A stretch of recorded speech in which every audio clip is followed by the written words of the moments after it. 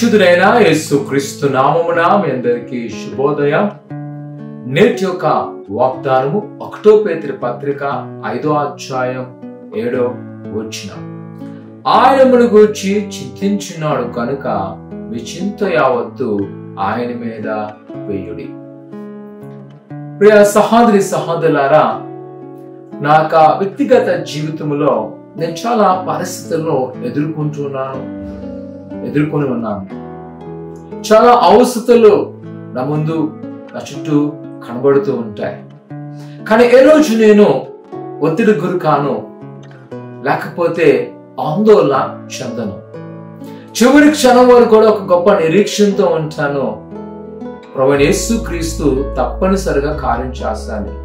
ఎందుకంటే ఈ యొక్క వాగ్దానాన్ని ఎప్పుడు జ్ఞాపకం చేస్తారు. ఏంటంట, ఆయన మన గురించి చింతించిన కనుక మన చింత యావత్తు ఆయన మీద వేయడం. ఎంత మంచి మాట అంట. ఈరోజు ప్రియ సంగమం, ఒకవేళ మనం ఆలోచించడం వలన, మన ఆందోళన చెందడం వలన మన ఒత్తిడి గురి అయ్యి అనారోగ్య పాలవడం తప్ప మనం ఏమీ సాధించలేం. అదే కానీ ప్రభువైన యేసుక్రీస్తుకి అప్పగించినట్లయితే ఆయన తప్పకుండా చేస్తారు. ఆయనకు మనం అప్పగించామనేది సాదృశ్యం ఏంటి అంటే, మనము దాని గురించి ఆలోచించాల్సిన అవసరం లేదు. కానీ ఏం చేయాలి? దేవునిలో ప్రార్థన చేయాలి.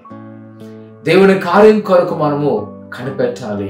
ఆయన నిరీక్షించాలి. ఆయన సంపూర్ణ నమ్మకంచి ఆయన పట్ల ఖచ్చితంగా నెరవేర్చిన ఆలోచనతో దాని ముందుకు వెళ్ళినట్లయితే ఆయన గొప్ప కార్యం చేయగల సమర్థుడు. ప్రియకుమార కుమార్తె, ఈ రోజు నువ్వు చాలా భారంతో ఉన్నావు, చాలా వేదంతో ఉన్నావు. ఒకవేళ ఈ రోజు నువ్వు ఎంతో దిగులుతో నీ జీవితంలో ఇది అసాధ్యమని కనిపిస్తుందేమో, కానీ దేవుని యొక్క వాక్యం చెప్తున్నాను, నీ చింతను ప్రభువైన యేసుక్రీస్తు మీదకి నెట్టివేసే ఆయన దగ్గర పెట్టు. ప్రభు మన పట్ల కార్యం చేయబోతున్నాడు. ఆయన సిద్ధముగా ఉన్నాడు మనను ఆశీర్వదించడానికి. ప్రార్థన చేసుకుందాం. పరిశుద్ధుడా దేవానికి ఉన్నారు. నీ బిడ్డలైన వారు మీరు జ్ఞాపకం చేసుకొని నీ ఆశీర్వాదంతో నింపాడు. ఆయన వారికి ప్రతి కోరికలను యేసు నామమున సిద్ధింపచేయబడతాను తండ్రి, నెరవేర్చబడతాను. దేవానికి ఉన్నారు.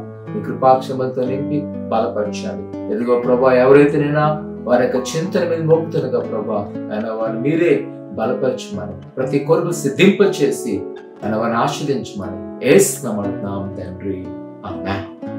ప్రియకుమార కుమార్తె, ఆయనకు అప్పగించి నువ్వు రిలాక్స్ గా ఉండు, ప్రార్థన చేసుకో. ప్రభువుని ఆశీర్వదించును గాక. ఆమేన్.